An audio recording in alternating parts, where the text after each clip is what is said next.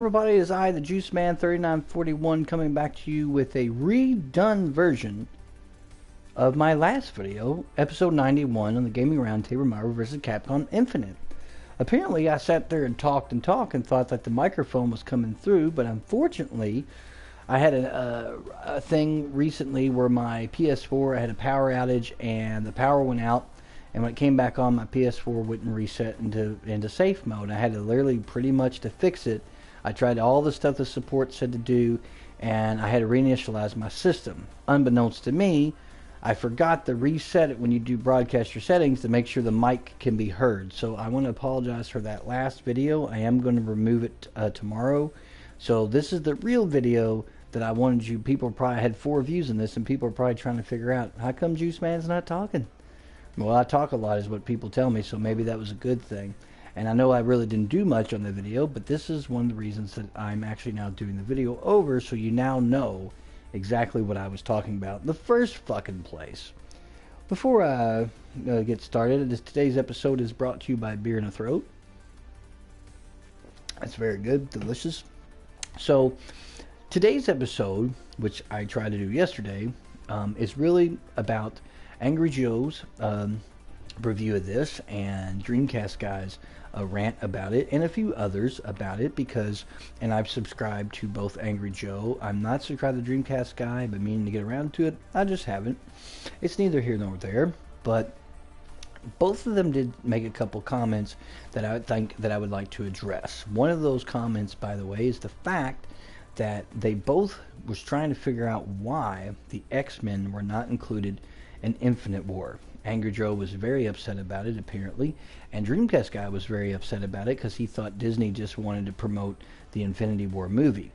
Part of that is partially true, but there is a reason why the X-Men are not involved in this particular game, why they have been in all the other games, but this. Set your clocks, people, to the way back of 2012. And that's right, 2012, Ultimate vs. Marvel Capcom 3, I think, had been out probably right around that time, and Marvel vs. Capcom 3 came out in 2011. And I had Ultimate vs. Marvel vs. Capcom because I got it on sale. I think the sale was $14.99. It might have been $9.99. Its memory doesn't serve. That was Xbox Marketplace a number of years ago. And what happened is that Capcom had the license for this particular game, for particular Marvel, and other people for a long time. This license actually ran out, and the only reason I found this out is because I had the game Ultimate vs. Marvel vs. Capcom 3 on my Xbox Marketplace, and they lost the license to it. And what happened is that once that happened, that game was physically removed from the PlayStation Network and the Xbox Live Marketplace. I was like, and I had deleted it at that point, and then I just kind of was in superhero mode sometimes, and I wanted to play it again, and I couldn't get it. It was no longer on the marketplace. I actually had to go to the Xbox Live on my laptop marketplace, find my download history, click queue to download it. It queued up. Then I had to turn on my 360 and actually physically get into the queue and download it. It was absolutely ridiculous. And I kept asking, like, why is that? Why would they physically? I've never seen them remove a game from the marketplace or even PSN Network. And what happened essentially was that they lost the license. They no longer could publish the game new, and they could no longer have the game out there. As of course you know, Ultimate vs. Marvel vs. Capcom 3 did make its way eventually back on the PSN Network and for PS4 and Xbox One. And that has to do with some of the things that's been going on behind the scenes with Sony and Microsoft being able to use it. From Capcom's point of view, though, Capcom could not put the X-Men in Marvel vs. Capcom Infinite for the sole reason that Fox Interactive owns the rights to X-Men. Yes, Marvel Comics publish it, but this is the entertainment side of it, and they were not allowed to use the X-Men unless they ponied up a whole lot of money to be able to Fox Interactive to order to use this particular the X-Men in Marvel vs. Capcom Infinite. They did not want to pay that money, and it was a lot of money. So they said screw it, and that is exactly why none of the X-Men are in Marvel vs. Capcom Infinite. Now you know. Now you know why they're not there. So even though I'm just surprised that Angry Joe, I love you, Angry Joe Vargas, and Dreamcast Guy, you're good too. I don't understand how they did not do any research on this and figure this out. Now, I'm at my 19 subscribers right now, and I'm still pushing for that 20. I hope somebody subscribes once they hear this video. Give me my 20 subs. But here's the thing, though. So that is the reason why. Another thing that perturbed me was Dreamcast Guy also stated that he said the game was too easy. It was just too easy. Like, it was too easy to do combos, too easy to do this, too easy to do that. Now let me show you something. This is what I was showing you on yesterday's video that had no audio.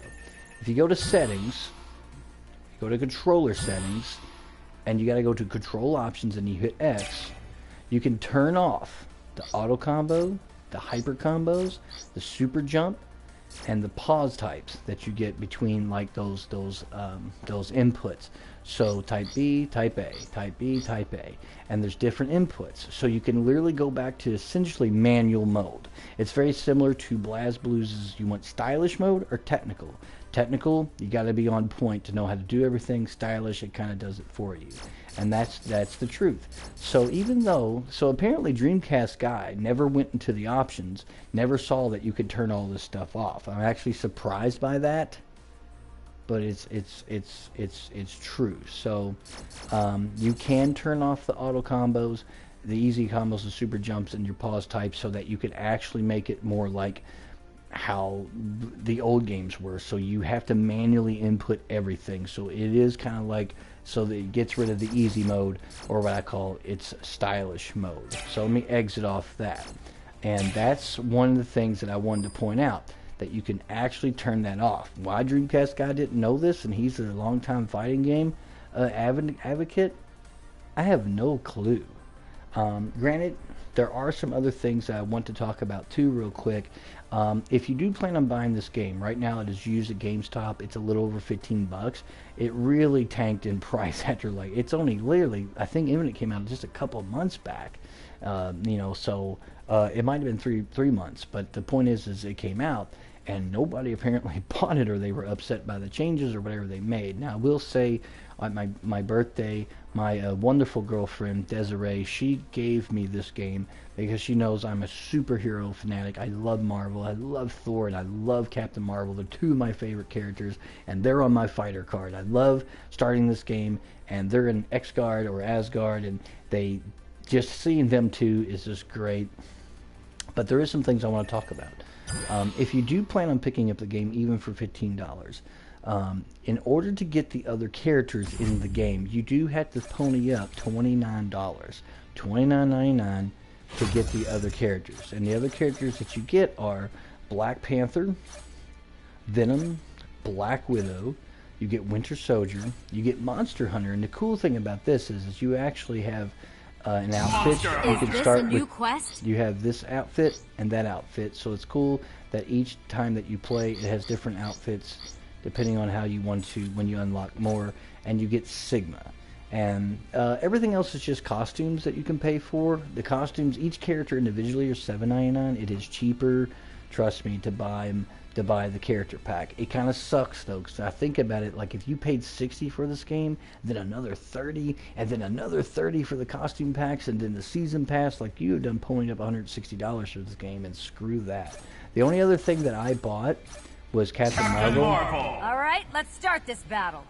I got her classic Captain Marvel or Warbird look because I love that look, and I just wanted to show you all that those are the characters you get for $29. I understand those, where some people would think that Marvel just wanted to include characters from the Marvel Cinematic Universe, characters that has shown up in the Marvel Cinematic Universe. In the movie theater, Nova has not been in it, and neither has Ghost Rider. Ghost Rider's in it because Ghost Rider is kind of sort of part of it because he has appeared in the seasons of Agents of S.H.I.E.L.D. Nova has yet to make an appearance. We had Dormammu and Doctor Strange. Venom is coming out with his own film. But generally speaking, it's most of the characters that we've seen over the age with the Marvel Cinematic Universe. I really wish Star-Lord was in it. That would have been a great character, but he's omitted. And that's basically what's going on that end. I know they kind of did that to probably help promote the movie a little bit, But the reason, as I said before, the X-Men are not in this is because they did not want to pony up the money it takes to get those rights from Fox Interactive to put them in the game. That's why they're not in the game. I'm just letting you all know that. And again, Dreamcast guy, go check your controller settings, buddy, because you can turn off all that easy mode and you'll have no problem there. Just go to your settings, controller options, and turn it all off. It will make it back to its manual type inputs, so it doesn't make the game, it makes the game exactly how it should be.